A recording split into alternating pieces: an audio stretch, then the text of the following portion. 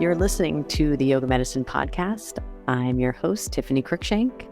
Our podcast brings you information and resources to enhance the therapeutic effects of your practice based on a deeper understanding of anatomy, physiology, and the integration of modern science and research with traditional practices and experiences. Join me and my co-hosts, Rachel Land and Katja Barch, as we dive into all things yoga, research, and wellness.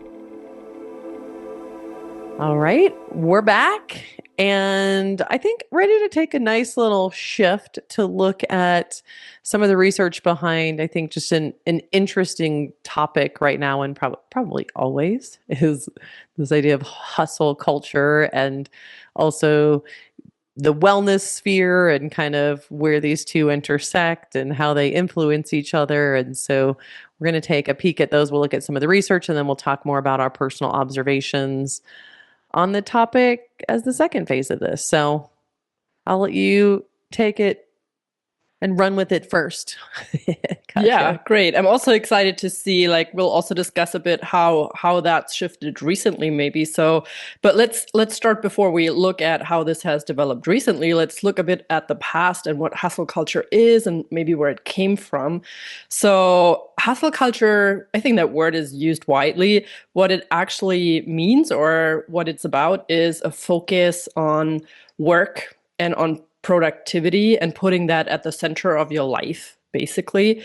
And that then often comes with long hours at work, constant effort to excel, excessive commitment to work. So being at every event work offers, jumping at every opportunity. And then also that typically comes with the fact that time off is seen as laziness, maybe, or maybe you've heard someone who, leaves work at 3 or 4 and a colleague will say, "Oh, are you taking a half day off or so?" So that typically comes with that type of culture as well, and it's really typical in our culture, in our society right now. Maybe particularly holds true or is particularly pronounced in gig work and also in remote work. That's what the current literature suggests. And then, of course, that kind of pressure, normative pressure that comes with that also can set one up for burnout. So it's a risk factor for burnout as well. Yeah, I think this is a pretty familiar topic too, I think, to most people. So hopefully it's resonating. Yeah, hopefully. And maybe what's a little less familiar is the history of that. And I think it's quite obvious that it can be related to the Industrial Revolution, that kind of mindset came up back then. And one sociologist and economist that has been linked to hustle culture, or at least the early versions of this, was a German sociologist, actually, Max Weber. And in the early 1900 years, he worked on seminal papers, or his seminal work discussed Protestant work ethic, so a bit more coming from a religious sociologist view, and that relationship or the relationship of that with the development of capitalist culture or capitalism. And he stresses basically the same thing. So a work environment that centers around individual responsibility, pursuit of perfection, and again, the fact that sacrificing leisure time is seen as dedication and determination. And I think even though that kind of culture or that kind of, let's say, theory is a bit dated or dates back a little bit, it still, I think, has a lot of parallels with today's capitalism and should probably sound quite familiar to many of us as well. Yeah. Yes. Yeah, we're both raising our hands. If you don't see the video, guilty. Yes. For sure. And so I think a good thing is that the recent literature in sociology, and of course we'll link the paper that we're basing this conversation off of, we see moving beyond that kind of hustle culture. So it is these days more acknowledged that success and personal satisfaction come with not only professional accomplishments, but also with more of a sense of balance and well-being and personal satisfaction. So move away from work being the only factor capable of giving you success and happiness, basically, to a more personal view. And I think what's quite interesting is the observation in sociology that recently kind of a shift has been more pronounced or was observable, because it's thought that the pandemic actually acted kind of like a catalyst. So sped up processes that were probably already happening, already in place, but yeah, those got sped up maybe a bit through the pandemic, maybe due to, more time for reflection or spending more time with family or having to commute less and all of these things. So that may have led to some, they call it pandemic related epiphanies, which I think, translates well. And so especially in the US, but to a lesser degree also in Europe, it has been observed that the labor market has observed many changes. For example, so-called great resignation, which just meant that specifically in the US, the labor market experienced people leaving their jobs, even though they oftentimes didn't even have alternatives, or so-called quiet quitting, so people not going the extra mile anymore. So doing their job and doing what was required of them, or maybe still are doing what's required of them, but not going the extra mile, not showing up for every work event, not jumping at every opportunity. So those are some of the very recent trends that have been observed. Yeah, I love that one. I was just like thinking too, I think for yoga teachers, at least for myself, I know in the pandemic, I was working nonstop trying to get our content online. And I think a lot of other yoga teachers were too, getting content online and shifting and figuring things out. And I'm sure that there were a variety of responses, even as a yoga teacher in the pandemic. But I think the response was the same, but maybe just a little bit delayed too. I think at some point we all realize we can't maintain, a certain level of work too. And there becomes this time of reflection of, finding this work-life balance that is so important. And I feel really grateful.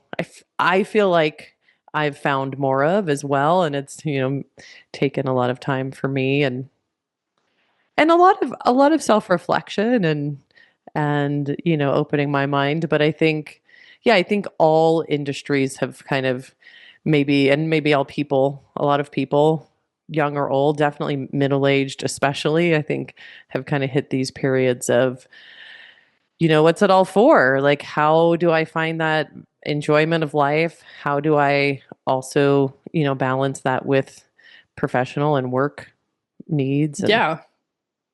I think two things to what you said. I think the generational aspect of it is definitely also a thing. So especially us millennials appear to be affected by hustle culture quite intensively. And younger generations now have already figured a little bit of the things that we're reflecting on now, or have been reflecting in the last couple of years out, maybe a couple of years earlier. So it can be seen that the younger generations, they are focusing on those personal goals from the get-go and not after years of work.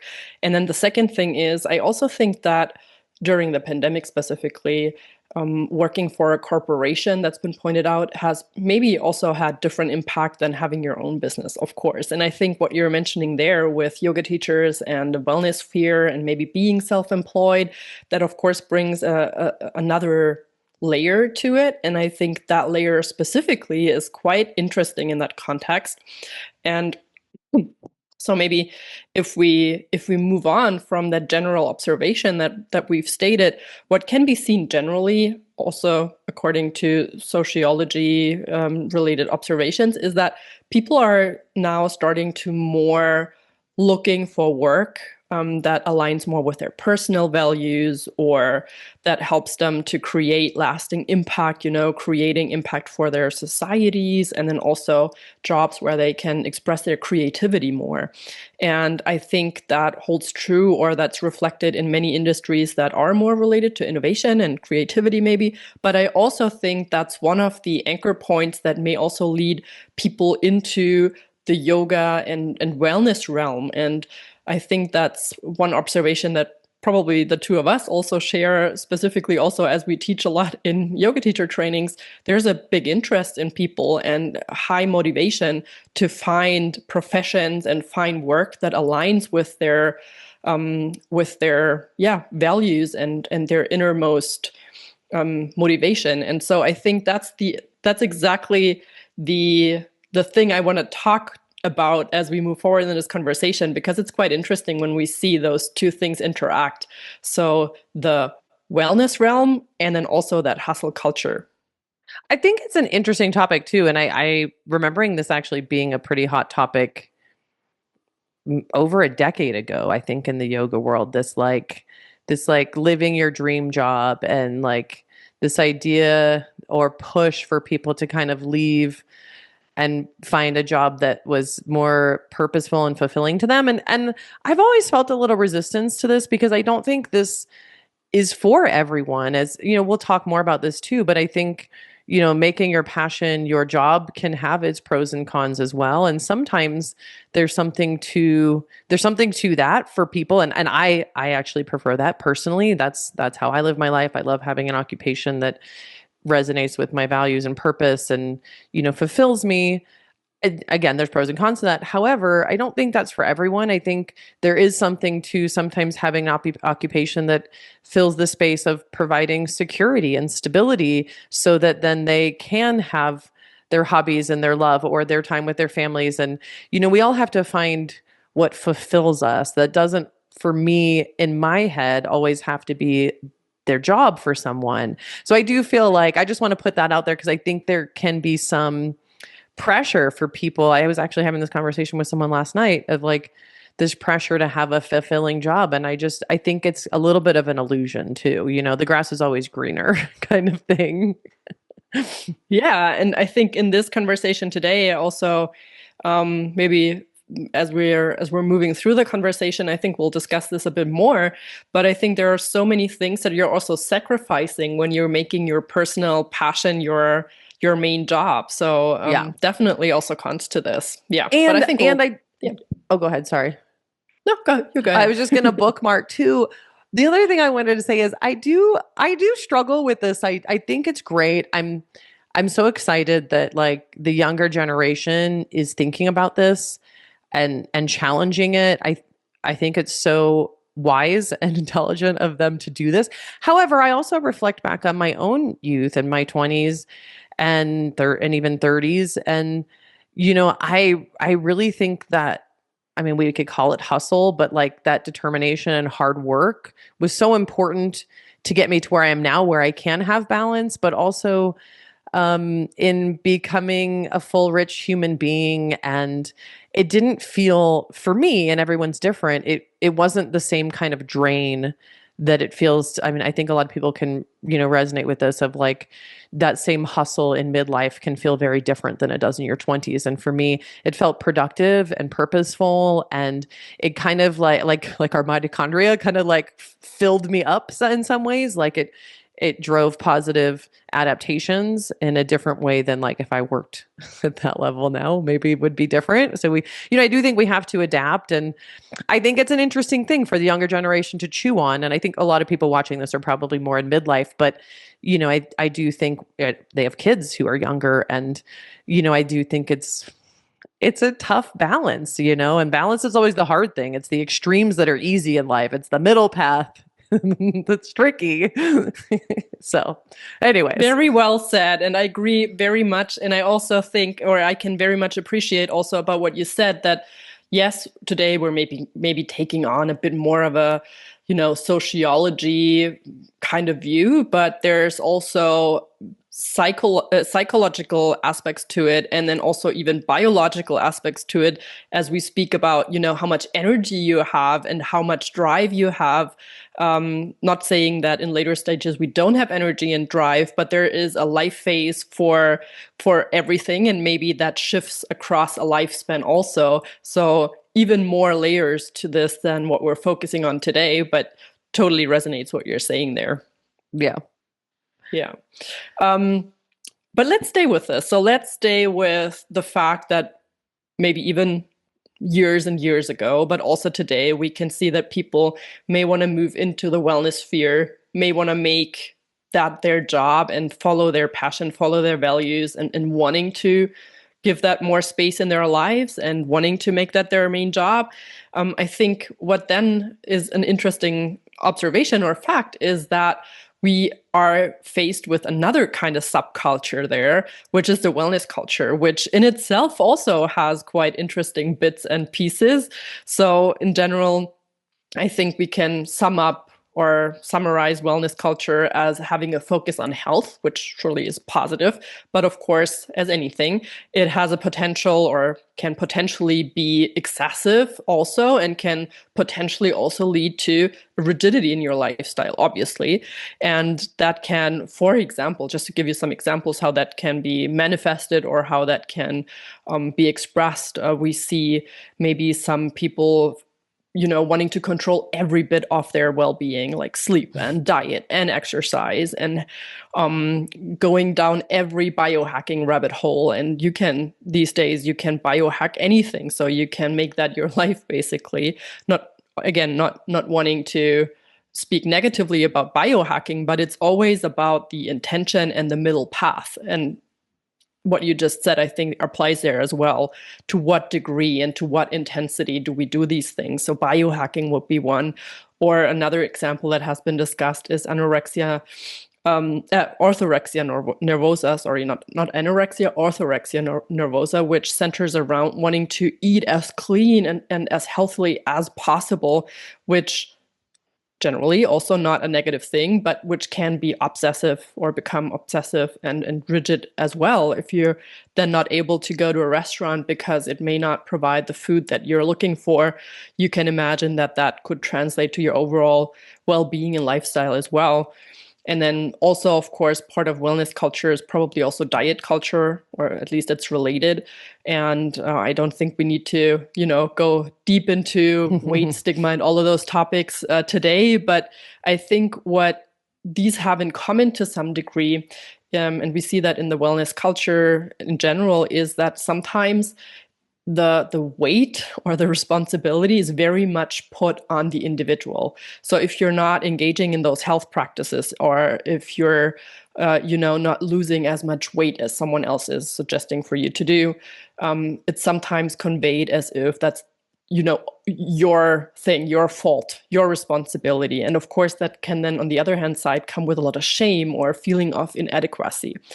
And I think in the wellness realm, sometimes that's exactly what the problem around this conversation is, when morality comes in. So when kind of like a social currency is paid for being healthy or following all these health regimens, and when this feeling of inadequacy or shame can then result, and that can then feel not so nice for the person not engaging in all of these practices, and on the other hand side, leaving someone who's following along every recipe, then maybe, coming with a feeling of superiority. And of course, that's, again, not really aligning with any middle path. Yeah. I mean, I think we can all appreciate, I think everyone who listens to this can appreciate, the benefits that we get from nutrition or biohacking. I think we know how much we can influence our health and even our genetics, our epigenetics, of course. And I think probably everyone listening to this has experienced that. And maybe most people or many people listening have also experienced that extreme of how we can get obsessive about it. And I wrote about this in my first book almost 20 years ago now. How important it is.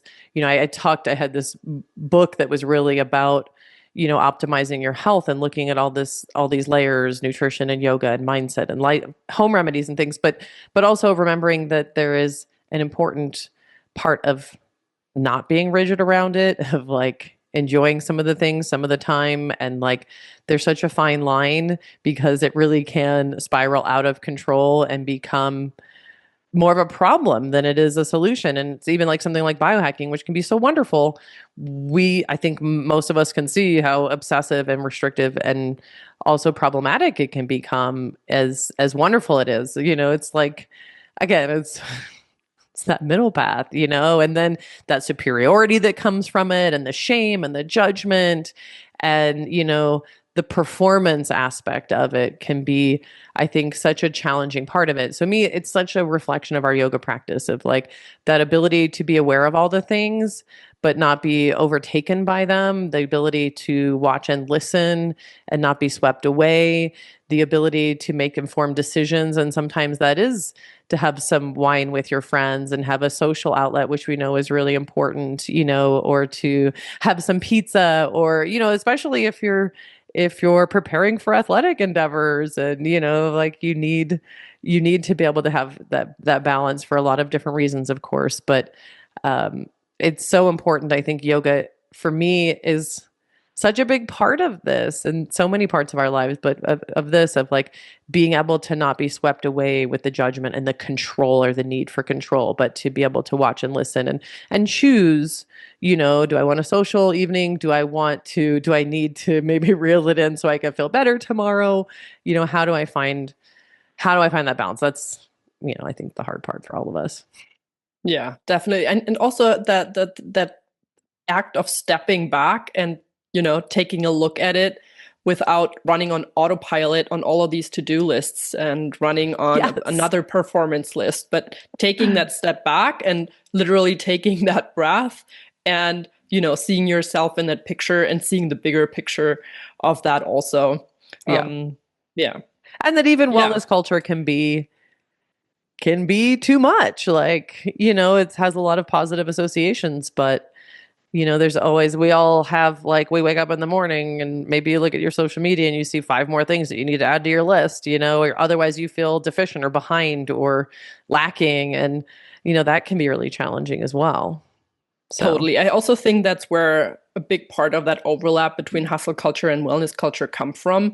So when this, intense dedication and determination and perfection take over. So I think that's exactly where that overlap is happening between hustle culture, or can happen between hustle culture and wellness culture, and where this then can kind of drive, take over. And I think that's quite clear. And you found quite a couple of nice examples there that I'm sure most of us can relate.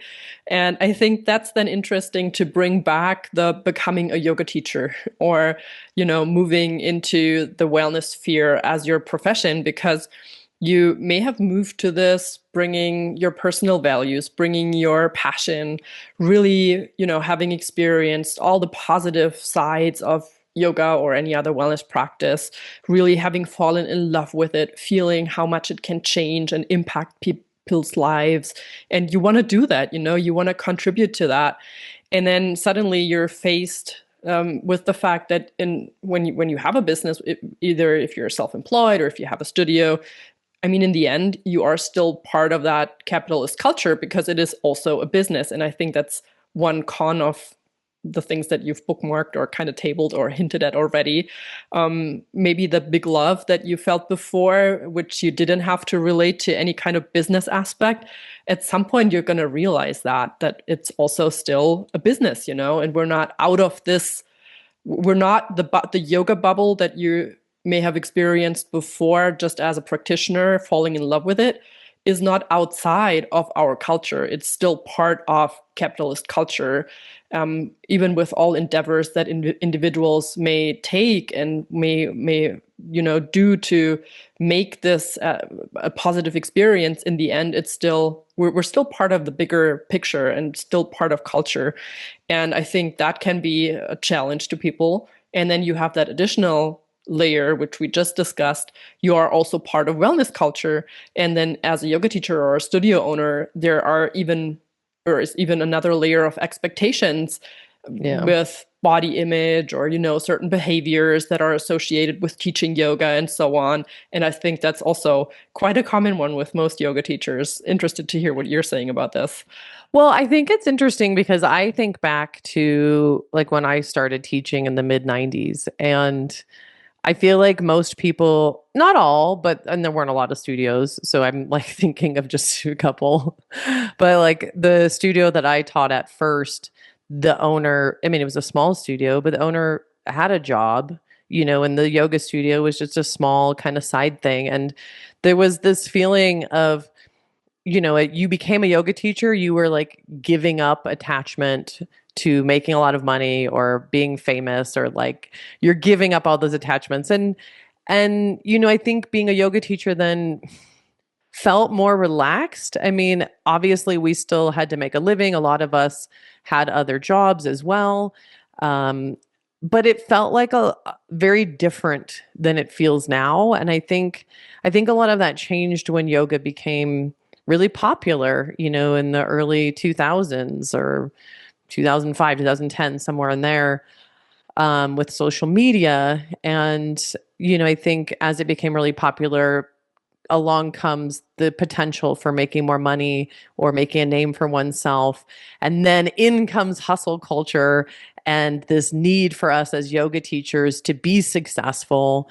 And it's no longer okay just to be a studio owner and have it be like a service to your community and have another job. Like you have to be a successful studio owner and be making money and making a name for yourself. And, it's our human nature. There's nothing judgmental about this. There's nothing negative about this. It just kind of is what it is, but it brings along with it that like a very different feeling. And, I think for most yoga teachers now, especially if you teach full time, if that's what you do for a living, it is a hustle. And, there's no way around it because there's no way around some of it, because if you're teaching yoga full time, it's going to involve a lot of hours. You're not only running around to try and teach group classes or one-on-ones, you're driving around, or maybe you do virtuals, like you're getting new clients because there's always some turnover. And, so there's this constant, and now you have the dilemma of like, I took this job for the wellness, for the, for this illusion of having this, peaceful, easy job. And I think that makes it harder knowing that. And so, of course, we always have to be sustainable. It's not like, we all know it's not an answer or a solution to just having this beautiful, idyllic life. Every job has its pros and cons, and we all have to do some work. But I think it is a challenge. I think the hustle is in the yoga world now, and it can be really challenging for most teachers to navigate a way through that. I think everyone probably faces that, especially studio owners. Yeah, I totally agree. And do you think like that the last couple years have held some specific challenges, or would you say that trend that you just described has just kind of constantly evolved over the last couple of years? Or would you say specifically also with the challenges that the world has seen the last couple of years, are there some additional specific things that you've seen? I think the yoga landscape over the last couple of years has changed in that really trendy part of our yoga scene or population, I think, has really changed. The trends now are moving more toward weightlifting and muscle mass, and so a lot of like the really trendy like handstands and flows. And I think yoga as an exercise has probably changed in popularity. I think yoga as a therapeutic is continuing to go up. So like as yoga medicine teachers, probably feeling that a little bit less in the therapeutic world because there's still more research coming out and the need is only increasing. That's not going to go away. I think yoga fills a really important role that kind of nothing else can really fill in our kind of health and wellness space.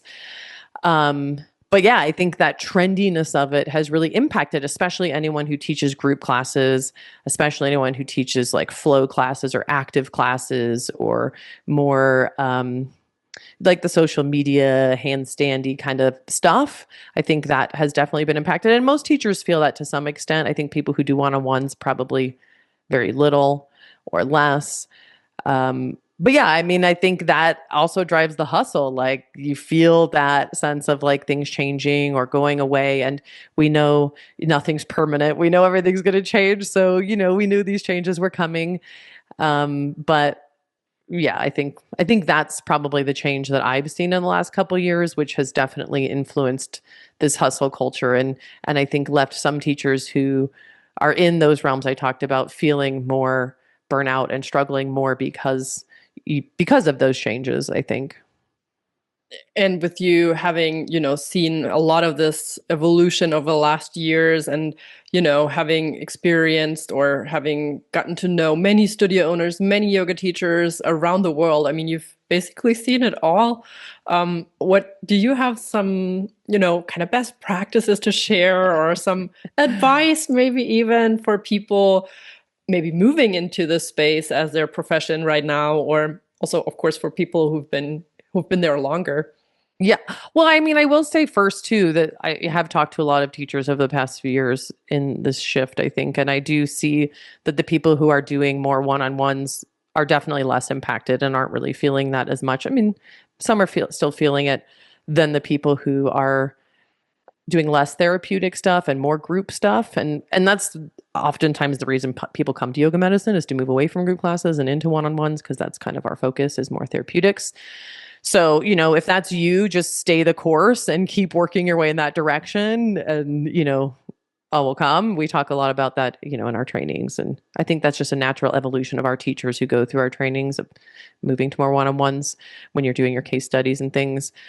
But I think the biggest challenge is not getting caught up in it, not focusing on success as your metrics, or maybe it's just what you're measuring as success. Like, is success your financial income or your number of students, or is it your health and wealth? Is it the combination of how you feel? Is it the ability to have quality time balanced with meaningful connections or meaningful work? Like, how are you defining success?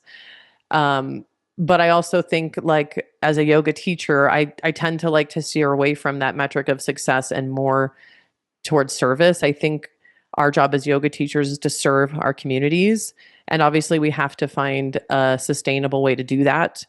But we also have to find a sustainable way to not forget about ourselves. I mean, this is the obvious thing, is like the self-care, the self-practice.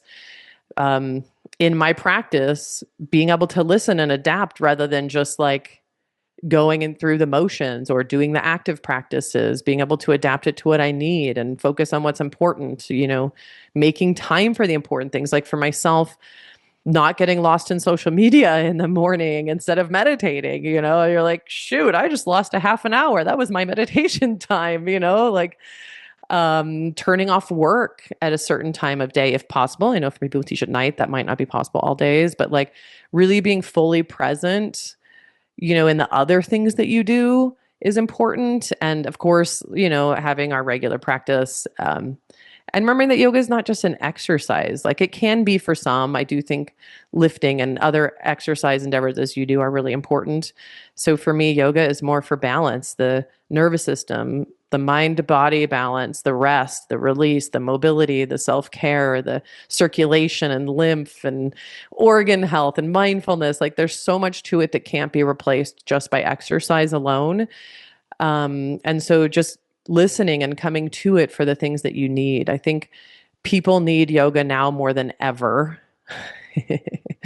And that's not going to change. And it's so important to help regulate our own nervous system first. We have to lead by example, but we also have to be human. We have to connect. We have to have fun. We have to be social. We have to share our humanness with our students and not, I think we, at some point back in the day felt like we had to be this idyllic yoga teacher. And I think people welcome that humanness more now to connect and really have that meaningful connection in our lives. And I'm talking about things that are a tough balance, things you'll always juggle your whole life, but being able to prioritize our health as a non-negotiable, whatever that means. That might mean like 10 minutes a day, but that, it can look like a lot of different things. I think for me, all of that is kind of summarized as like our ability to value, and this kind of comes full circle to what we were talking about before, value both hard work and rest equally, and that's kind of hard to do. So as a yoga teacher, we have to instill that in ourselves first before we can do that with our students.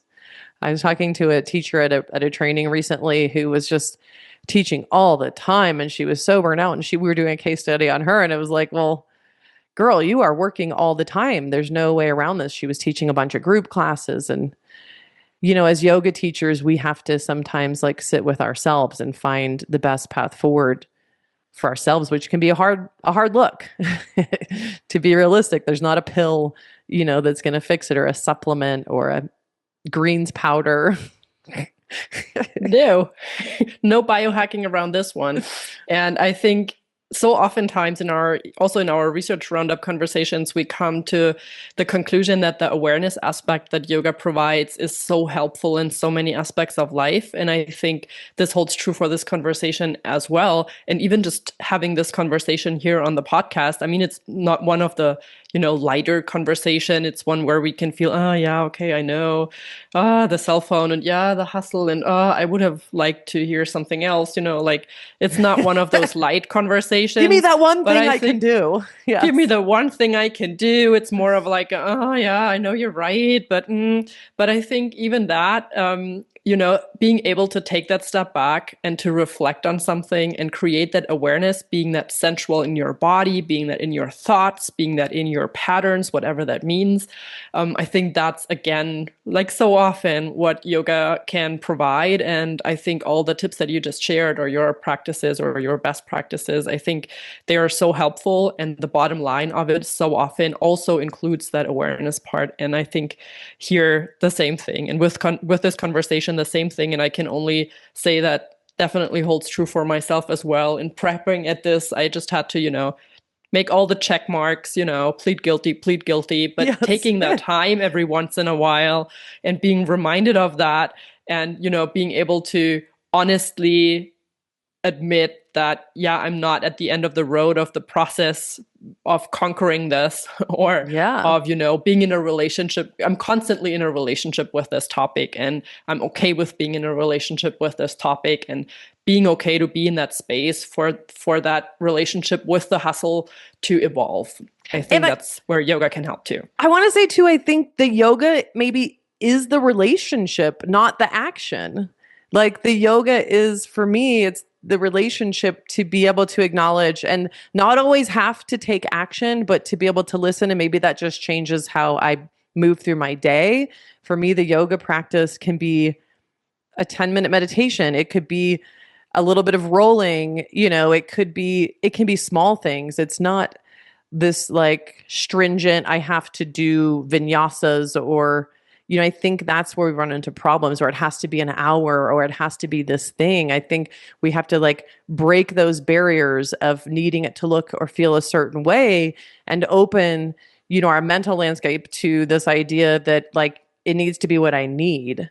And that might also need to fit the time constraints, and it might not be ideal. You're a mom, like, it might be 2 minutes, it might be have a moment. It might be those moments we check in. Maybe I have 10 minutes sometimes, or maybe I have an hour and it feels indulgent, Obviously there's something to those longer practices and being able to rest and restore, that we get something different than, a 2 or a 10-minute. But I think it's, again, the relationship to ourselves that is, really the foundation of all of it. Yeah, I feel that's like almost the perfect way to, end this conversation. I think so beautifully said. But of course, if you want to add to this, yeah. But I feel that perfectly sums it up. Yeah, and I think it's just acknowledging that the hustle culture is here. It's in the wellness realm. It's there, whether we like it or not. You're going to get pulled into it some, and that's okay. Acknowledge it. Bring yourself back. Find a way to give back to yourself, to give rest to yourself. Find a way to acknowledge the value of both the hard work and the rest. And your relationship with it is going to evolve. And hopefully at some point we all find a little greater balance, and that will ebb and flow, and that's okay.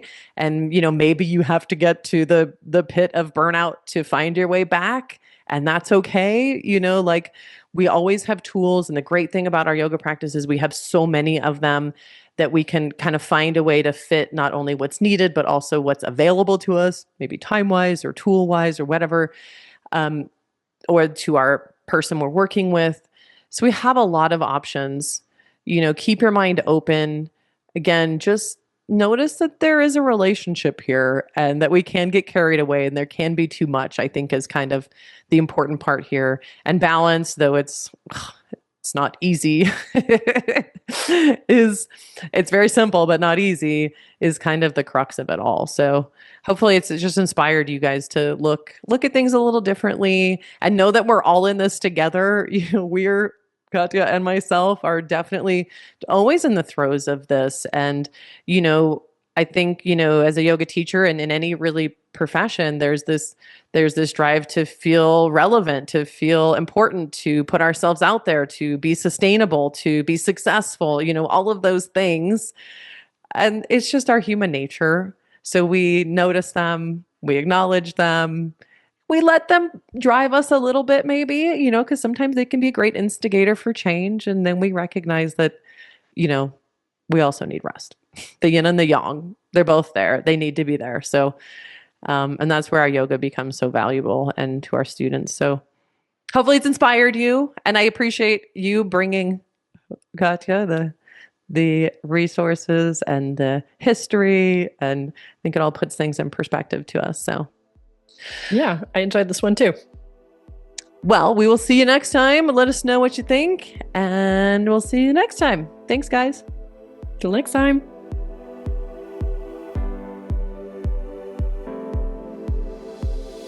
Thanks for listening to Yoga Medicine. If you like the show, please be sure to subscribe and leave a rating and review on Apple Podcasts or wherever you listen to podcasts.